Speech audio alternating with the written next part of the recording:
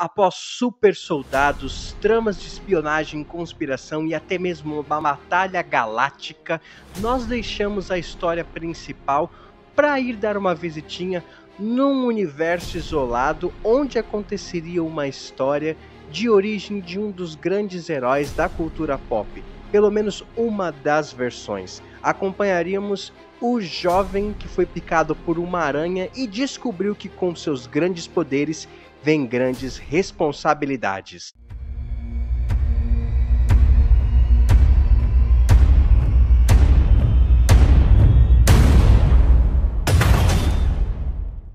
No bloco anterior, nós acompanhamos o surgimento de heróis e espiões que protagonizariam algumas das maiores histórias daquele universo. Mas hoje, no segundo bloco do quadro Marvel para Iniciantes, aqui no Cofre Nerd, nós vamos dar um pulinho no universo ao lado para conseguir nos interpretar algumas das uma história isolada, digamos assim. E nós vamos conhecer então o primeiro Aranha, só que em outro universo. O começo dos anos 2000 trouxe uma mudança revigorante para os filmes de super-heróis que subiram um degrau que influenciaria nas produções até os dias de hoje. Em 2002, a estreia de um desses pilares e aconteceu sob os cuidados do diretor conhecido por filmes de terror, Sam Raimi. Foi ele que lançou Homem-Aranha.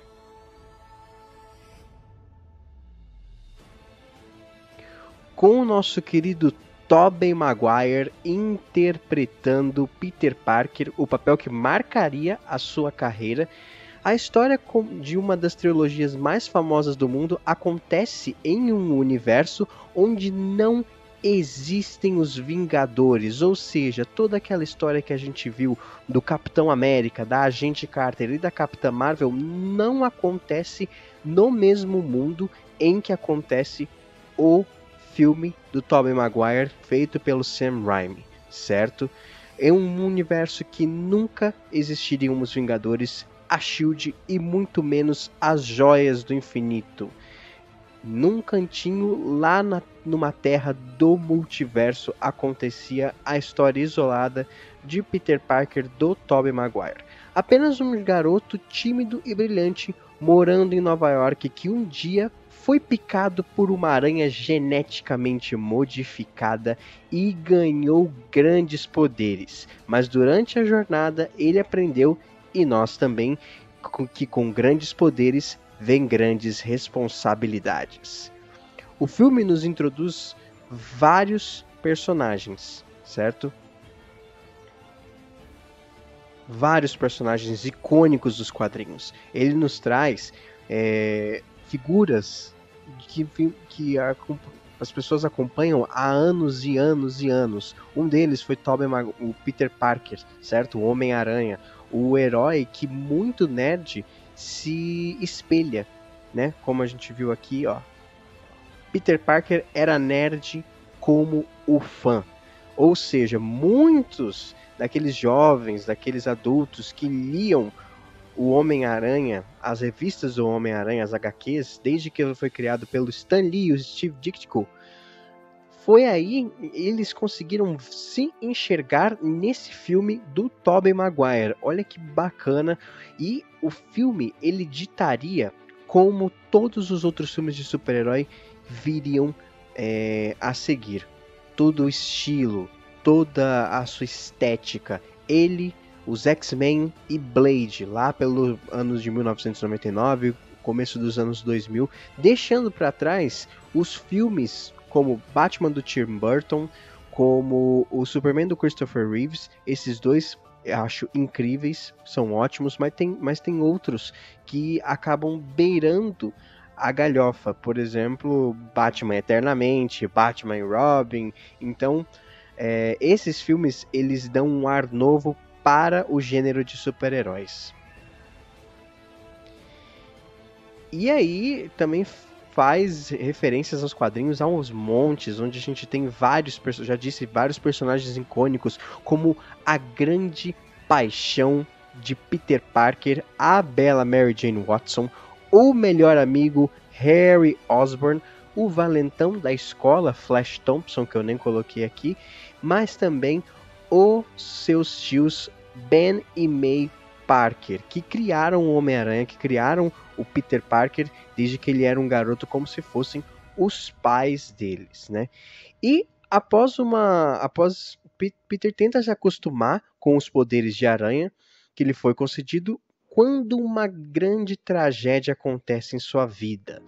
O seu tio Ben, a única figura paterna, morre baleado depois de ensinar ao seu sobrinho uma valiosa lição. Se sentindo inteiramente culpado, Peter tenta viver de acordo com a lição de seu tio e se torna o Homem-Aranha, um herói que usaria os seus poderes para o bem, ou seja, a morte do tio Ben é um ponto de virada muito importante na jornada do Peter Parker. E é aonde ele entende que aqueles poderes não são para ele só curtir, que aqueles poderes não são para ele deixar de lado. Ele tem a obrigação, agora que ele tem aquilo, tem aquela super força, pode lançar teias, tem o sentido aranha, ele tem a obrigação de fazer alguma coisa e para o bem, para ajudar os outros. Isso que o tio Ben passou para ele, e é por isso que o tio Ben é uma das grandes figuras do universo Marvel, é uma das grandes inspirações aqui criado pelo nosso, outra inspiração, né, por outro cara inspirador, Stan Lee. Aqui temos aqui o tio Ben nos quadrinhos, o Homem-Aranha, e ele foi o alicerce para esse grande herói que o Homem-Aranha, hoje a gente vê que ele é um dos maiores heróis das histórias em quadrinhos, um dos maiores personagens do mundo. Acho que todo mundo sabe quem é o Homem-Aranha hoje, como as pessoas sabiam quem é o Batman e quem é o Superman só de ver uma imagem, entendeu?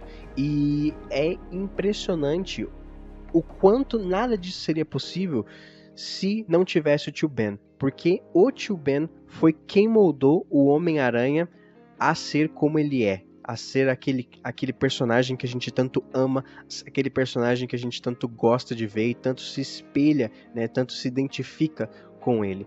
E o filme do Sam Raimi, ele passa essa mensagem, ele passa certinho como é a dor da morte do tio Ben, assim como foi nos quadrinhos. Cara, é incrível como esse filme ele consegue trazer à tona todo esse sentimento e toda essa incrível história de origem que foi o Peter Parker do Tobey Maguire. Porém, nem todos teriam a mesma decência que Parker e usariam seus poderes para o bem. A trilogia também é marcada por grandes vilões icônicos dos quadrinhos, como o pai de Harry Osborn, o milionário Norman Osborn, que após sofrer um golpe da própria diretoria na sua empresa Oscorp, se tornaria o vilão do Duende Verde usando um soro para ampliar a sua força e deixando aí uma psique de duas personalidades. Uma é o Duende Verde e outra é o Norman Osborn, certo? Esse seria para muitos o maior inimigo do Homem-Aranha. A rivalidade do Aranha e do Duende é ainda mais dolorosa quando notamos que Norman demonstra mais afeto e admiração de Peter do que por Harry, o seu próprio filho, o que começa a deixar a amizade dos dois nebulosa. Mas antes disso, vamos falar aí um pouquinho sobre esses vilões tirados dos quadrinhos, esses vilões cuspidos, escarrados dos quadrinhos, principalmente esse aqui, ó. Eita, Dr. Octopus, né?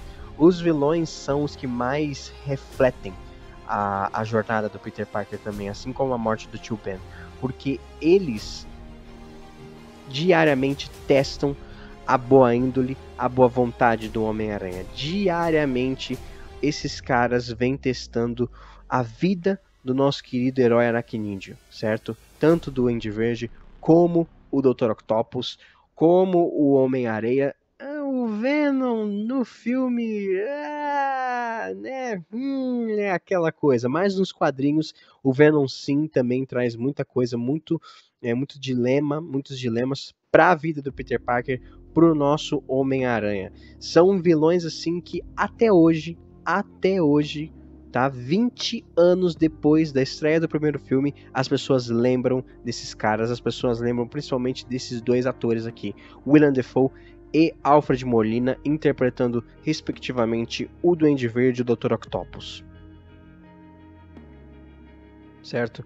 E aqui é o que a gente fala, ó, que eu acabei de falar, que o Norman, ele tinha mais a ver com o Peter. O Norman, como um cientista e empresário, né, genial, ele se identificava ainda mais com o Peter Parker, tratando mais como filho do que seu próprio filho Harry, que ele sempre cobrava muito, que ele sempre acabava botando para baixo, e era perceptível o favoritismo do Norman para o Peter. E o Norman, ele vira uma figura paterna para o Peter depois da morte do tio Ben, certo?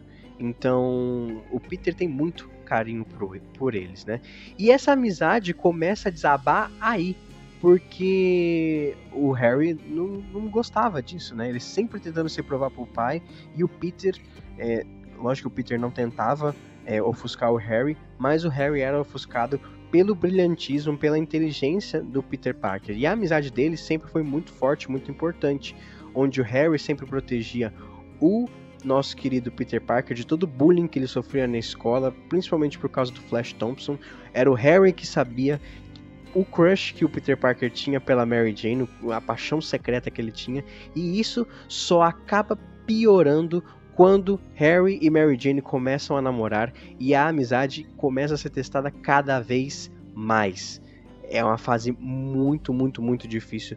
Quando o Harry foi o primeiro fura-olho aí do mundo dos quadrinhos, o primeiro fura-olho de muita gente aí que acabou vendo. E vamos falar um pouquinho então do Duende Verde, porque que o Duende Verde é tão... O Norman Osborn, ele é tão icônico como vilão.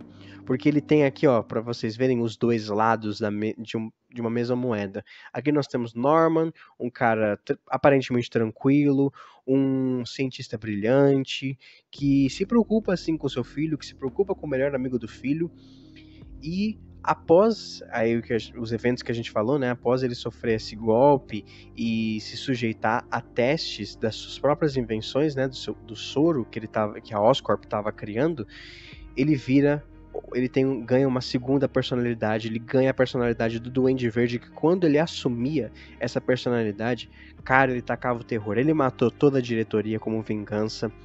Ele já quase matou a tia May do coração. Cara, é uma coisa assim, ele é um dos vilões assim, ele é tipo o Coringa da Marvel, entendeu? De tão icônico, tão louco, tão psicótico e tão incrível de se assistir, como foi o Coringa do Heath Ledger, como foi o Coringa do Joaquin Phoenix, mas no caso aí só temos o Willem Dafoe interpretando aí com maestria o Norman Osborn, e cara, o Willem Dafoe, ele é incrível, um ator incrível, né? E esse filme, o Homem-Aranha 1, né?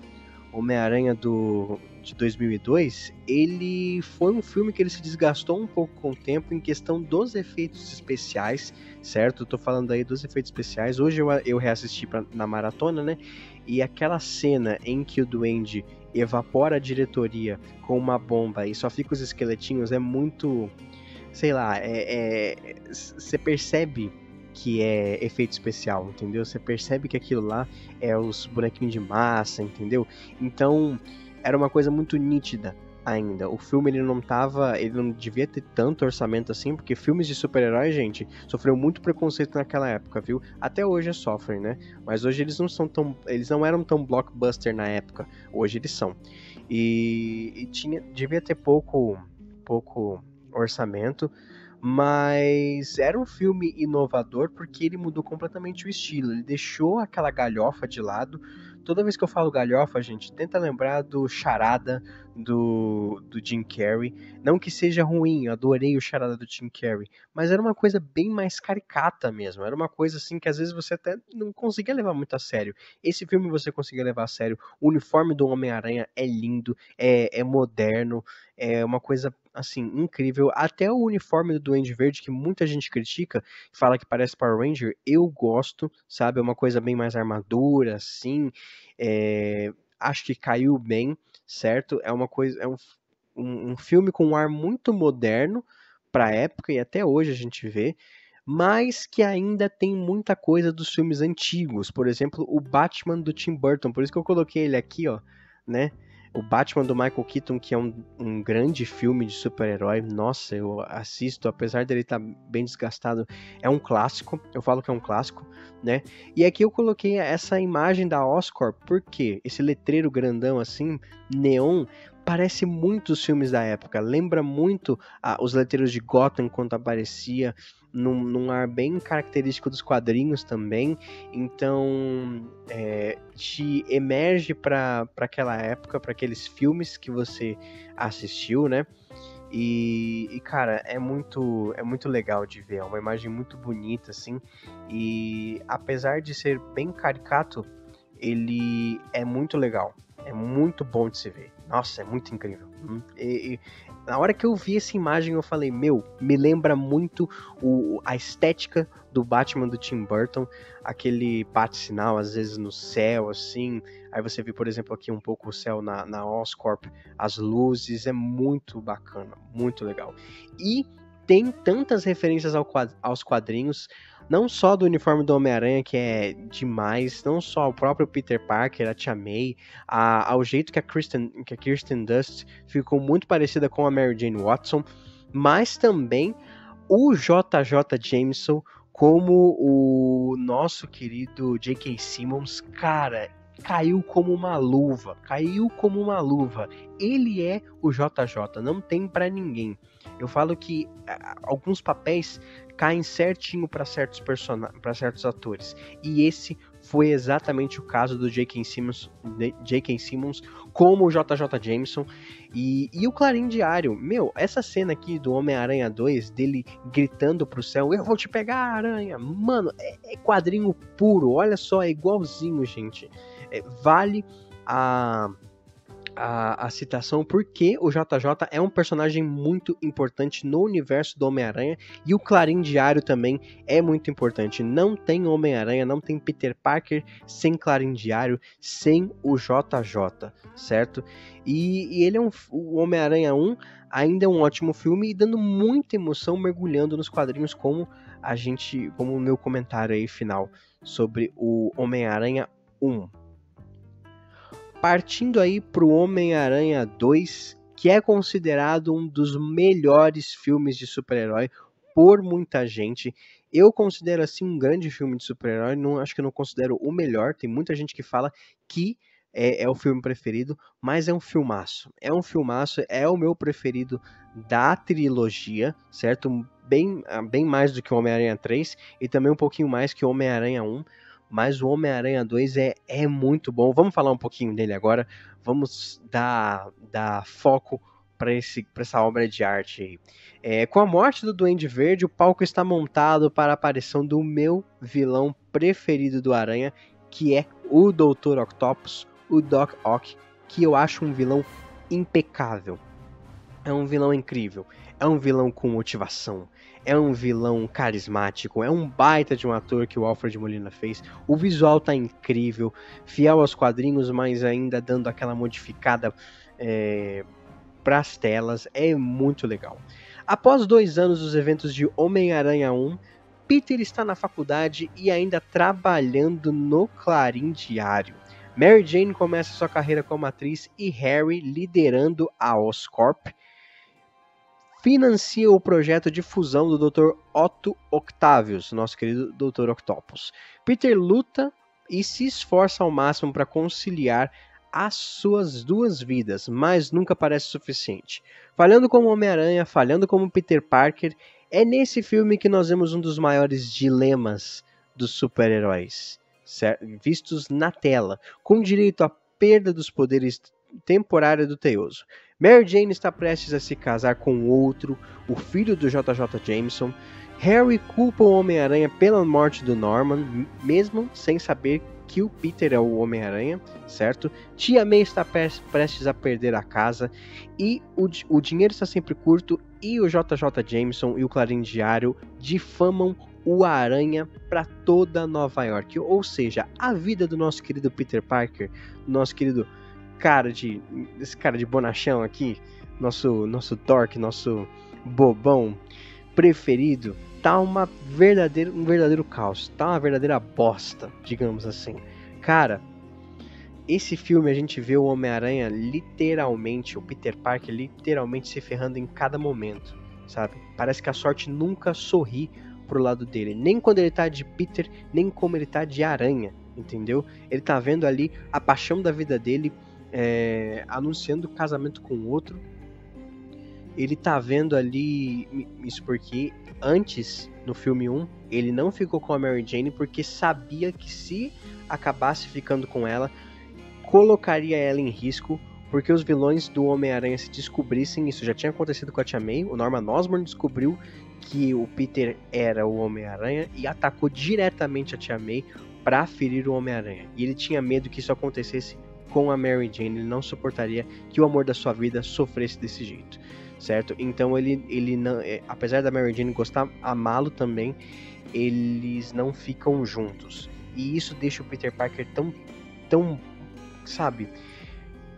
Eu tenho uma teoria de que nesse filme a gente vê o Peter Parker com uma depressão profunda, um caso grave de depressão, em que ele perde até os poderes, ele tem problema de desempenho, né? Ele não consegue soltar teia, os poderes dele começam a oscilar, tanto que tem esse momento que é a queda do herói, que é quando o Peter Parker deixa o traje do Homem-Aranha numa lata de lixo e desiste completamente, certo? Enquanto isso, nós temos o Dr. Octopus causando um baita de um estrago, sabe? É um dos filmes, assim, que tem muita emoção, que tem muitas camadas, que tem muita nuance. Você vê ali todo o drama da vida do Peter Parker, certo? Para completar essa vida aí, toda desgraçada do nosso querido herói, Dr. Otto Octavius, um dos heróis, um cientista, um dos ídolos do Peter Parker, perde o controle de seus tentáculos mecânicos, porque ele estava tentando fazer o projeto da sua vida, que é conseguir energia de fusão para criar uma energia limpa, para uma energia que fosse para todos. Então o Dr. Otto, ele era um cara bom também, ele era um cara muito legal, e ele tinha com o Peter Parker uma relação que é um dos meus pontos favoritos dessa trilogia. É uma relação que flertava com o relacionamento mestre e aluno, a admiração do Peter para com o Otto e o gosto do Otto de ensinar para o Peter Parker, de conversar com ele. Ele fala que para a mulher dele que gostou desse garoto, que gostou do Peter, eles eram grandes amigos, entendeu? E após o fracasso do seu projeto, do seu sonho de conseguir a energia limpa e a morte da sua esposa Rosie, o Otto ele se torna o Dr. Octopus. E em uma das melhores construções de vilões que já aconteceu nas telas e com motivações incríveis em concluir o seu projeto, sonho da sua vida, e ainda ter aquele problema de que os tentáculos estavam controlando ele, ameaçando a cidade toda. O Dr. Octopus força o Peter Parker a voltar a ser o Homem-Aranha e salvar a todos, principalmente Mary Jane, que mais uma vez foi sequestrada, raptada. No fim, o Otto ele recupera a sua consciência e se sacrifica para salvar a todos, principalmente seu jovem amigo Peter Parker. Ou seja, olha que incrível esse vilão.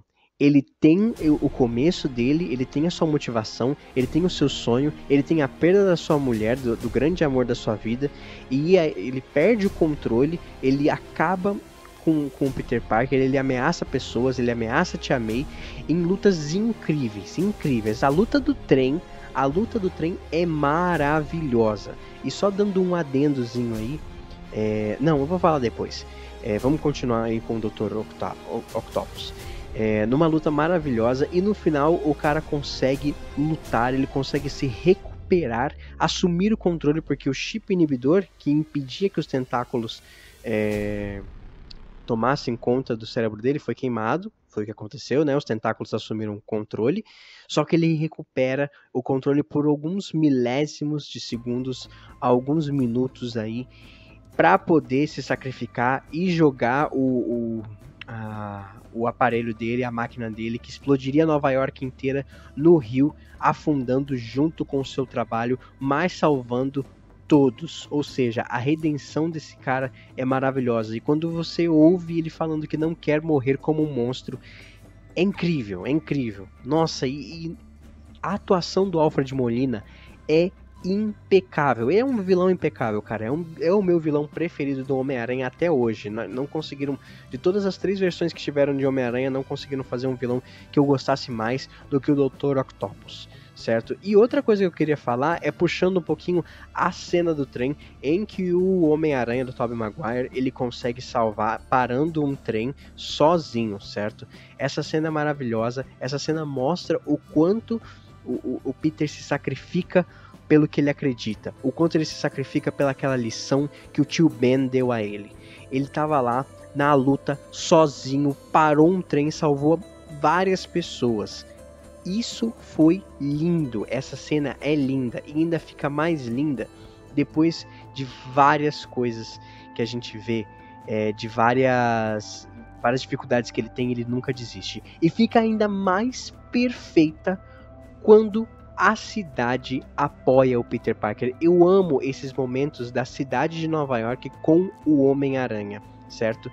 Ele desmaia depois de salvar as pessoas, de parar o trem sozinho em movimento, e as pessoas vão levando ele assim para dentro do trem, né, desacordado, e cuidam dele, certo? Veem ele sem máscara e prometem, e quando ele acorda ele se dá conta de que ele tá sem máscara, ele fica até assustado, e a cidade promete: nós não contaremos a ninguém, pode ficar tranquilo, seu segredo está guardado com a gente. Isso, gente, é de uma delicadeza de escrita, é de uma coisa, sabe, é lindo, eu choro nessa cena. Eu adoro também a cena do Homem-Aranha 1, quando o Duende Verde tá forçando ele a escolher entre salvar as criancinhas de um bonde e salvar a Mary Jane, e ele tá se esforçando para salvar os dois, e o Duende Verde vai lá para bater nele, e a cidade toda na ponte, isso é uma cena na ponte, né? E a cidade toda começa a jogar coisas no Duende, ajudando o Aranha, sabe? Apoiando o Homem-Aranha, apesar de todos os esforços do JJ de difamar o herói de Nova York. Nova York tá junto com o Homem-Aranha. Isso é lindo, isso é maravilhoso. E aí eles até se colocam entre o Peter Parker e o Dr. Octopus. No fim, Peter Parker recupera seus poderes, certo? Derrota o Dr. Octopus, né? Traz ele de volta a consciência dele, salva a Mary Jane, e no fim Harry e MJ descobrem o segredo do Aranha, o que leva cada um a diferentes caminhos, certo? MJ desiste do casamento e toma a sua decisão, decide se arriscar e ficar com Peter Parker, mesmo ele sendo Homem-Aranha, mesmo correndo o risco de entrar na mira dos vilões. E Harry segue um caminho completamente diferente, odiando seu melhor amigo e jurando vingança, certo?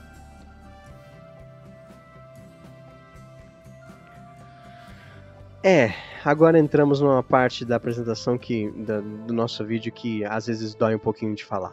Né? Com 2 filmes maravilhosos, a história podia bem acabar ali. Porém, Homem-Aranha 3 veio e foi um pouco decepcionante, para não falar para mim muito. É o filme que eu menos gosto da franquia, da trilogia. É o que eu menos gosto. Tido por muitos como o pior filme, Homem-Aranha 3 sofre de várias coisas, e uma delas é o excesso de vilões, certo? Eu coloquei aqui essa parte aqui, ó. O que foi isso? Gente, o que foi isso? São as coisas que eu não consigo engolir nesse filme do Homem-Aranha, certo? Eu não consigo acreditar que essas coisas aconteceram. Um deles é o excesso de vilões, porque a gente tem o Venom, a gente tem o Homem-Areia e a gente tem o Duende Verde 2.0, que é o Harry Osborn, certo? Seguindo os passos do seu pai e jurando vingança pro Peter Parker. É muito difícil, porque esse excesso de vilão deixa a trama sem pé nem cabeça, certo? Porque aí a gente tem a rivalidade do Ed Brock com com o Peter Parker, a gente tem ali a história do Homem-Areia, a gente tem ali a vingança do Harry. É bem complicado, cara. A história fica muito bagunçada. E é uma coisa que muita gente reclama nisso, certo? Outra coisa que deixa o filme, na minha opinião, ruim é esse vai e volta da Mary Jane e do Peter Parker. Os 3 filmes já foram isso. Ela acaba o filme escolhendo ficar com ele. E aí nesse filme fica um vai e volta desgraçado. Eu não aguentava mais esse romance assim. Poxa, deixava eles bem, sabe? Deixava eles firmes. O Peter Parker já tá com tanto problema aí nas costas dele, sabe? Tanto vilão querendo acabar com ele. Ainda tem mais essa trama. É complicado, sim.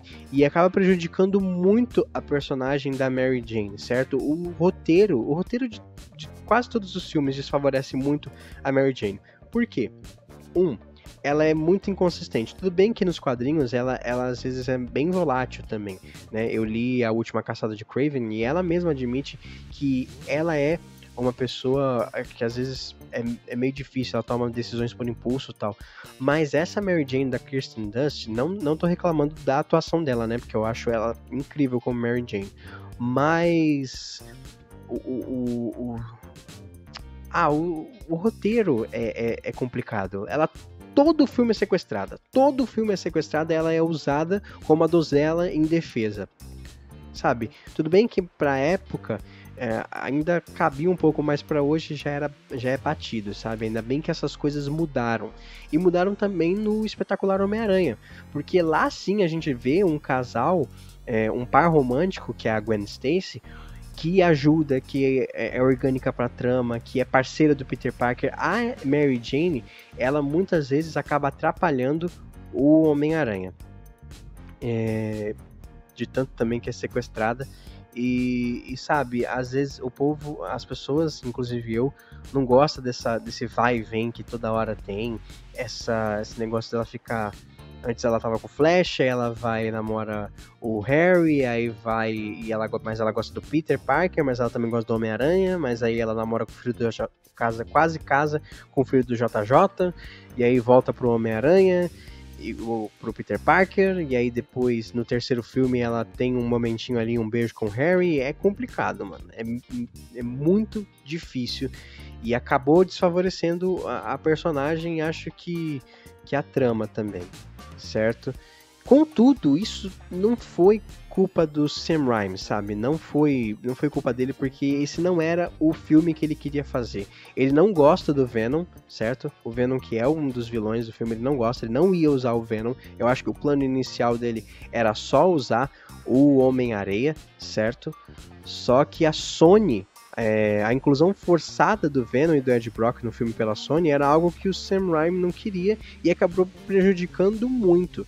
Ao meu ver, o Homem-Aranha como vilão único teria funcionado muito melhor, dando motivação e até o nosso apreço pelo personagem, com aquele dilema dele e a luta em conseguir dinheiro para pagar o tratamento da filha, certo? E até mesmo a revelação de que ele foi um responsável pela morte do tio Ben, dá uma camada muito maior à relação dele com o Peter Parker, certo? E a gente vê que o Homem-Aranha, ele só estava no lugar errado, na hora errada. Ele era um vilão, mas ele tinha suas motivações, ele precisava de dinheiro para o tratamento da filha que tinha uma doença, e a relação dele com a filha é um que torna esse vilão um dos melhores pontos para mim do filme. Eu gosto muito do Homem-Aranha, certo?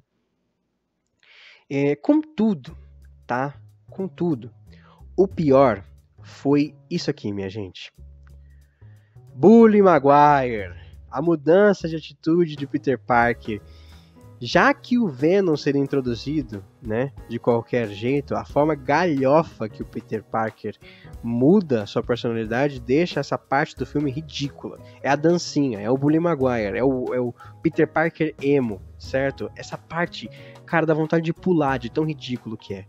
Meu, eu sinto vergonha alheia dessa parte, certo? Eu sei que o Venom influencia o Peter Parker, e a gente vê que ele fica agressivo em algumas partes, mas fazer essa dancinha assim, fazer essas coisas, a gente não dá, desculpa, não. não consigo. O Bully Maguire é muita vergonha ali, é muito galhofa, sabe? E outra coisa que, pra mim, só que o traje preto é muito bom, é lindo demais, certo? E a história do Venom também é complicada, porque nos quadrinhos a história do Venom é muito maior. A história do Venom começa num grande arco que reuniu todos os heróis e vilões num outro mundo chamado Mundo de Batalha, certo? Que é as Guerras Secretas. E lá o Peter Parker encontra uma roupa, porque uma curiosidade do Venom, gente, é que o Venom não começou como um alienígena. Ele só simplesmente começou com um traje preto, acho que até foi uma ideia de um fã. Ele começou com um traje preto e só depois eles deram essa incrementada aí na história, mudaram a origem, né? Deram a história de que essa roupa é na verdade um alienígena, um simbionte, certo? E isso não é tratado no filme, nem teria como, né? Porque não tinha universo cinematográfico naquela época, não tinha como ter as Guerras Secretas. Mas o Sam Raimi fez o que pôde ali, mas não ficou bom, não gostei. A atuação do Ed Brock também não me agrada. E uma última coisa que eu vou falar que não me agrada nesse filme é a nossa querida Gwen Stacy. E eu não tô falando da atuação da atriz, tá? Da Brice... Eu não lembro direito todos os nomes dela. Brice Dallas Howard, alguma coisa assim. Ela é incrível, eu adoro ela em Jurassic World.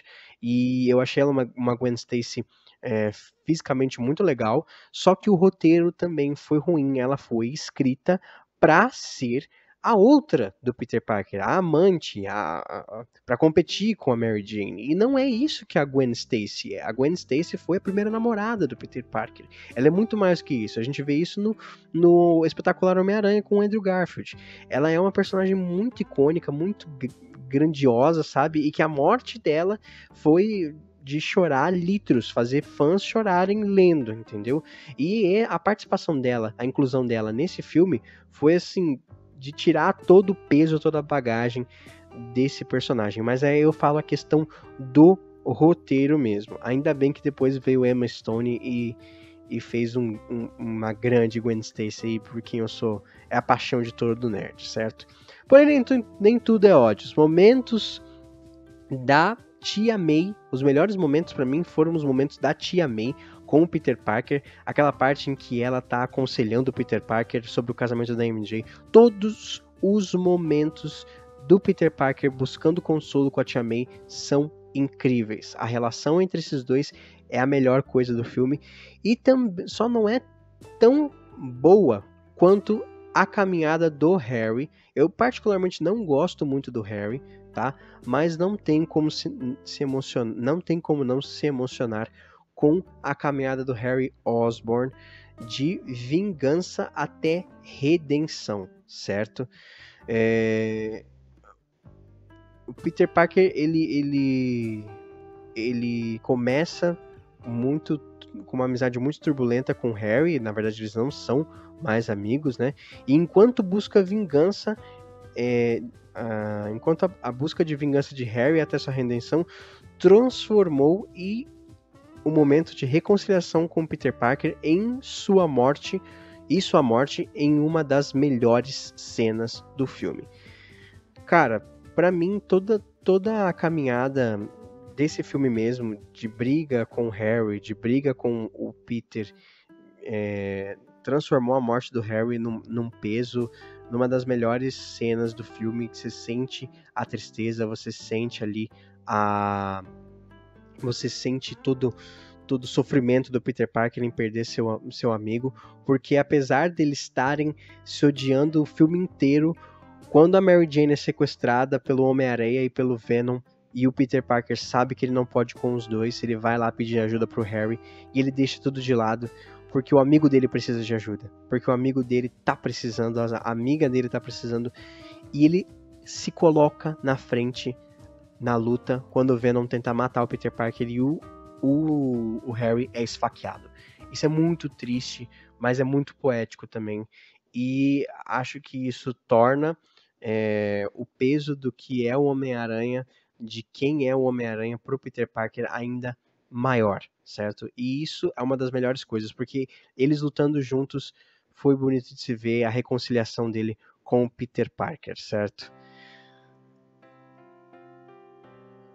Vamos lá. E teria um quarto filme? Sim, teria, gente. Né? O plano original era ter um quarto filme do Homem-Aranha, porque apesar de Homem-Aranha 3 ser ruim, ele fez uma boa bilheteria.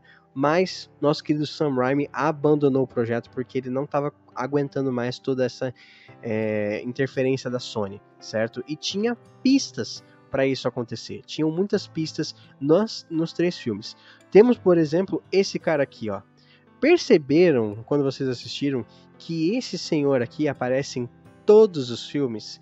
E em cada filme ele está interpretando não um personagem diferente, mas ele está numa profissão diferente, certo? Ele está próximo ao Peter Parker. Primeiro, ele era o narrador da luta em que o Peter Parker participou, da luta livre, certo? Segundo, ele é o cara, o tiozinho da bilheteria, da peça da Mary Jane, que não deixa o Peter Parker entrar para assistir, porque ele chegou atrasado.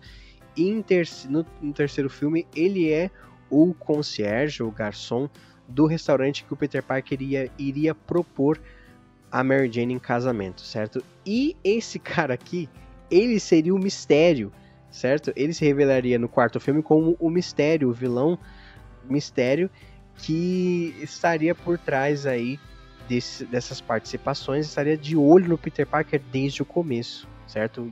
Teria uma fixação pelo Homem-Aranha. E também mostraria o vilão Abutre, né? Que a gente vê, a gente viu no Homem-Aranha Sem Volta para Casa, aí sim, dentro do UCM, só que ele seria o vilão do quarto filme. Só que como o Sam Raimi abandonou o projeto, acho que o Tobey Maguire também, o quarto filme nunca foi pra frente. E vários fãs ainda pedem hoje pelo quarto filme com Tobey Maguire. Concluindo, a trilogia do Sam Raimi mudou para sempre o cinema de super-heróis, estabelecendo um padrão até os dias de hoje. O modo como retratou o Peter Parker dando o mesmo efeito das HQs, mostrando um personagem com que o público se identifica e divide suas dores, pois vivem os mesmos dilemas ele vive o mesmo dilema de muitos de nós. Ou seja, o Peter Parker, ele é o mais próximo dos super-heróis que a gente consegue ser.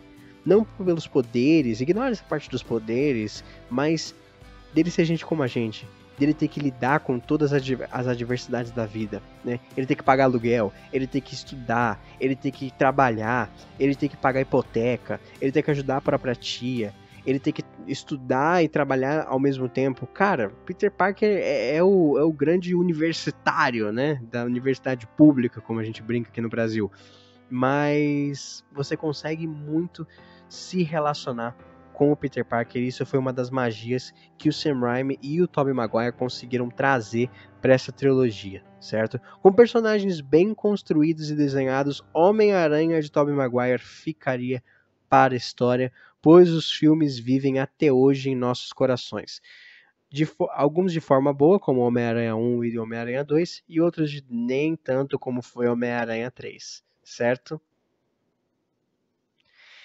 E essa foi a história do Homem-Aranha em outro universo, num cantinho do multiverso ali, que agora nós vamos abandonar para poder voltar ao nosso universo canônico, onde aconteceu Capitão América, Agente Carter e Capitã Marvel, certo? E no próximo bloco será o início da fase 1, certo? O que é a fase 1? É o grupo desses filmes aqui, ó. Então, os próximos filmes para a gente poder maratonar para o próximo bloco do Marvel para iniciantes são em ordem: Homem de Ferro, o Incrível Hulk, certo? Homem de Ferro 2, Thor e por último, Os Vingadores, The Avengers, certo? A união desses grandes heróis aí que a gente viu, certo? Ambos esses filmes aqui, ó, todos eles, tirando o Incrível Hulk que tá na Netflix e também acho que tem no Globoplay, esses aqui tem no Disney Plus, tá? Fica tranquilo, se você tem Disney Plus, assiste por lá. E o Incrível Hulk tem na Netflix ou no Globoplay, certo? Eu vejo vocês então no próximo Marvel para iniciantes e não esqueça de deixar o joinha aí, de se inscrever no canal, tá? E compartilhe aí com seus amigos para quem não conhece aí Marvel, para quem não conhece esse universo incrível que é o universo cinematográfico da Marvel, para ele poder mergulhar junto com a gente aí nessa aventura que é o Marvel para iniciantes.